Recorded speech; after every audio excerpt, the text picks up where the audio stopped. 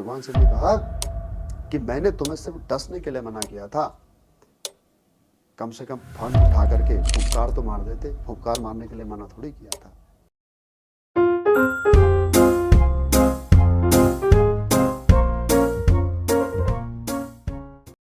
साल 2014 की बात है। मैं अपनी यूनिट के साथ में एक्सरसाइज के लिए ट्रेनिंग के पर्पज से इंदिरा कनाल में था। तो वहाँ पर हमारे commanding officer colonel GS Gill, Sena medal, जो वर्तमान में ब्रिगेडियर रैंक पर हैं, तो उन्होंने एक बात कही थी, वो मेरे लिए ज़िंदगी का एक बहुत बड़ा लेसन बन गई। मैं उनका रेडियो वायरलेस ऑपरेटर था और वो चेयर पर बैठे हुए थे। रात का समय था और मैं ज़मीन पर बैठा हुआ था अपना रेडियो का हैंडसेट पकड़ करके। तो वो हमारे जो बाकी ऑफिसर्स थे, बाकी जो सीनियर हमारे जेसीओस थे, तो उनसे बातचीत कर रहे थे। एजेंडा क्या था मुझे पता नहीं, लेकिन जो उन्होंने लेसन दिया वो मुझे आज तक याद है।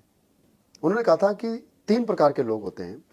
एक वो जो अपनी गलतियों से सीखते हैं, एक वो जो दूसरे की गलतियों को देख करके सीख जाते हैं, और तीसरे वो जो ना अपनी गलती से सीखते हैं और ना ही दूसरों की गलती से सीखते हैं।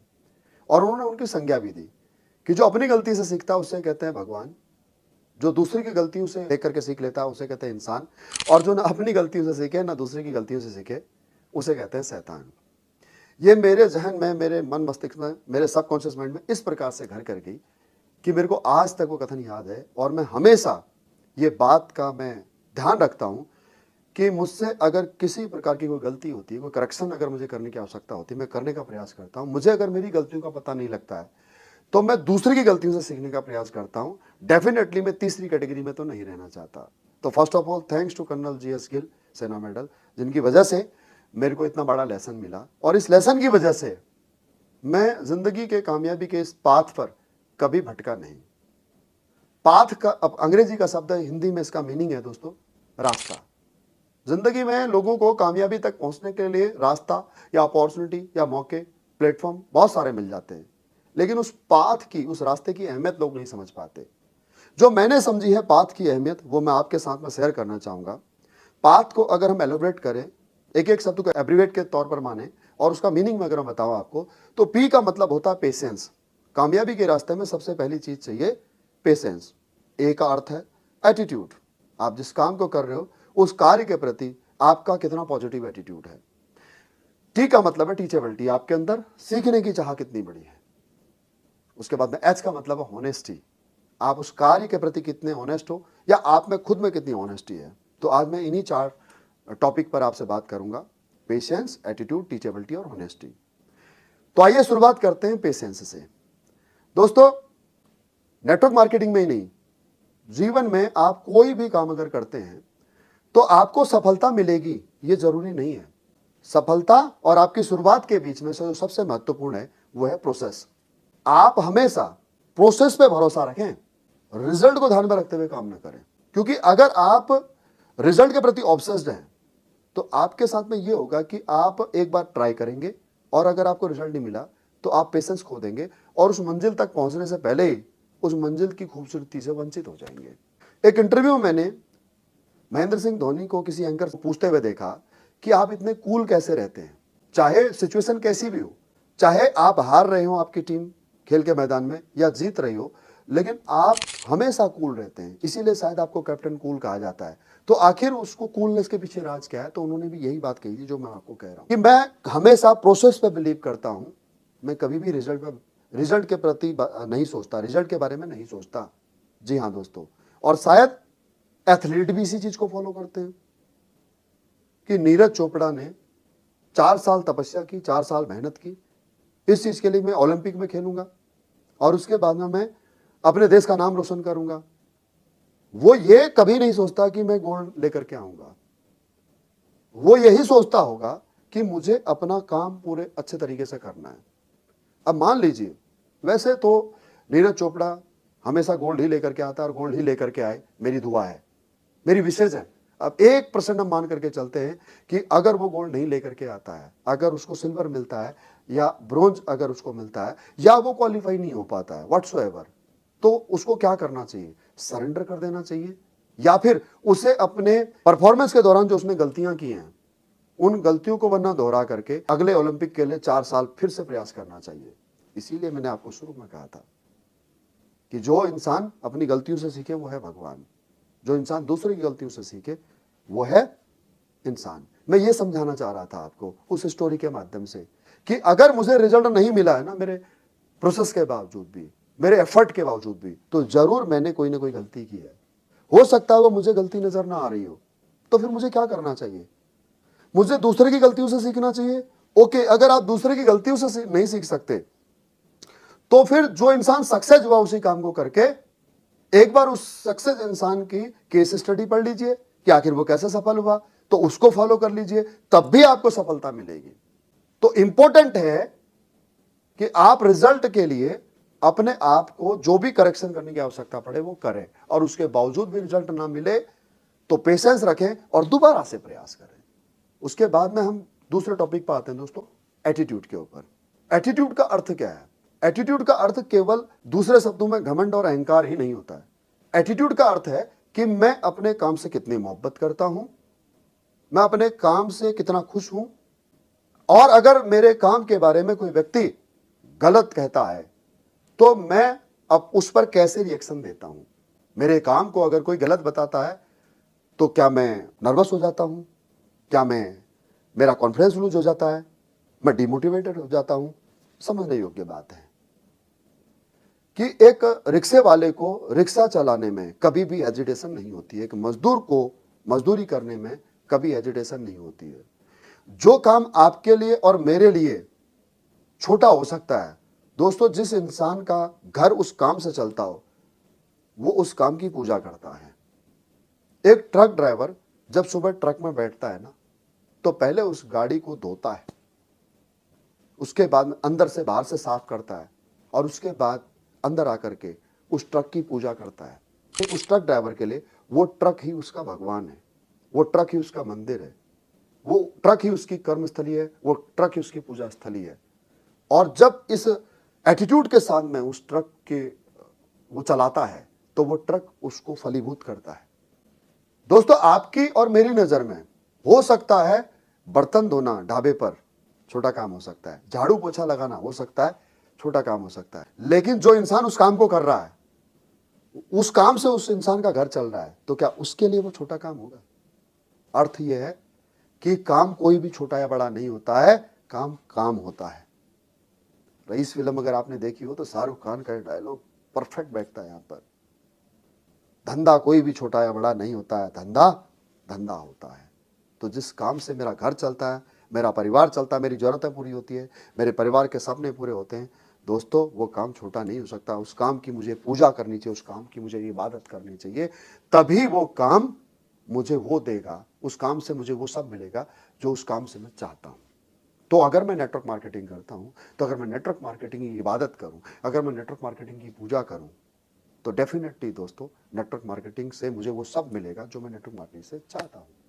अब अगर मुझे ही डाउट है इस बात को लेकर कि यार नेटवर्क मार्केटिंग सही भी है या नहीं है, जिस कंपनी में काम कर रहा हूं वो सही भी है या नहीं है, जिस अपलाइन के साथ मैं काम कर रहा हूं वो सही भी है या नहीं है, तो अगर आपको अपने काम से, अपने अपलाइन से, अपने सिस्टम से, अपने ऑर्गेनाइजेशन से अगर मोहब्बत नहीं है, उसका आदर नहीं, उसका रेस्पेक्ट नहीं है, तो फिर तो आपको कोई भी ऐरा गहरा इंसान आकर के कह देगा कि नेटवर्क मार्केटिंग बेकार काम है, जोड़ने वाला काम, मेंबर बनाने वाला काम, फंसाने वाला, टोपी बनाने वाला काम, और आपको डिमोटिवेट कर देगा सिंपल वे में। एक स्टोरी मैं इसके बारे में आपको सुनाना चाहता हूं दोस्तों, कि एक बार की बात है, सांपों ने भगवान शिव जी के पास जाकर के गुहार लगाई, आंदोलन कर दिया, रिक्वेस्ट करी कि महाराज, हे भोलेनाथ, हमें बचा लीजिए, हमारे को ये मनुष्य जो जाति है ये हमारे पीछे बेवजह डंडा लेकर के पड़े रहते हैं, हमें देखते ही हमें मारने के लिए दौड़ पड़ते हैं, हमने इनका क्या ही बिगाड़ा बताइए, हम तो इनको डसना ही नहीं चाहते, ये जबरदस्ती जब हमें मारते हैं तो तब हम अपने बचाव के लिए हमारे को फन उठाना पड़ता है। तो भगवान से बोले कि ऐसा करो कि आप इसके बाद में इनको डसना छोड़ दो। तो बोले जैसी आज्ञा प्रभु। और होता यह है दोस्तों कि सांपों ने डसना छोड़ दिया। अब जब सांपों ने डसना छोड़ दिया तो धीरे धीरे मनुष्य प्रजाति को पता लग गया कि अब सांप डसते नहीं है। तो इसका परिणाम ये हुआ, इसका दुष्परिणाम ये हुआ दोस्तों कि अब बच्चे सांपों को गले में डालकर घूमने लगे जैसे शिवजी के गले में सांप लिपटा रहता है। महिलाएं सांपों की रस्सियां बना करके कपड़े सुखाने लगी। और कुछ किशोरावस्था के बच्चे सांप से स्कीपिंग रस्सी कूद करने लगे। तो अब सांपों का और बुरा हाल हो गया और सांप वापस जाते हैं शिव जी के पास में, फिर से रिक्वेस्ट करते हैं कि हे प्रभु अब तो हमारा और भी बुरा हाल हो गया है। अब क्या हो गया? बोले अब प्रभु अब ये तो हमारी कोई इज्जत ही नहीं करते, कदर ही नहीं करते, अब इनके दिल से बिल्कुल हमारा डर खत्म हो गया है। अब इनको पता लग गया कि हम डसते नहीं हैं, तो अब ये हमारे साथ में इस प्रकार से खेल खेलते हैं। अब हम क्या करें? हमारे लिए कोई आदेश हो तो बताइए, कोई हमारा उपाय बताइए। तो भगवान शिव ने जो कहा दोस्तों, वो रिप्लाई आपको आज यहां से अपने काम के प्रति 100% सॉलिड एटीट्यूड के साथ में काम करने की प्रेरणा देगा। और वो जवाब था, सुनिएगा। भगवान शिव ने कहा कि मैंने तुम्हें सिर्फ डसने के लिए मना किया था, कम से कम फन उठा करके फुफकार तो मार देते, फुफकार मारने के लिए मना थोड़ी किया था। याद रखिएगा दोस्तों, अगर आपको नेटवर्क मार्केटिंग के खिलाफ कोई कुछ बोलता है तो आपको उससे झगड़ा करने की जरूरत नहीं है, लेकिन कम से कम सीना खोल करके, छाती चौड़ी करके, आप उसकी आंख में आंख डाल करके ये तो कह सकते हो कि खबरदार, जो मेरे काम के खिलाफ तूने अगर कोई बात कही तो तुझे नहीं करना है तो मत कर, लेकिन मुझे पता है मेरा काम सही है। अगर काम गलत है, AWPL कंपनी गलत है, नेटवर्क मार्केटिंग गलत है, तो बिल्कुल मत करो। और अगर सही है तो किसी को हक मत दो कि वो आपके ऊपर उंगलियां उठा सके। अब आते हैं दोस्तों तीसरे सब्जेक्ट के ऊपर, टीचेबिलिटी। टीचेबिलिटी का अर्थ है लर्निंग एटीट्यूड, दूसरे शब्दों में कहूं तो सीखने की कला, सीखने की चाहत। नेटवर्क मार्केटिंग में जितने भी लोग फेल होते हैं, उनके फेल होने का कारण यही है कि लोगों में सीखने की चाहत नहीं होती है।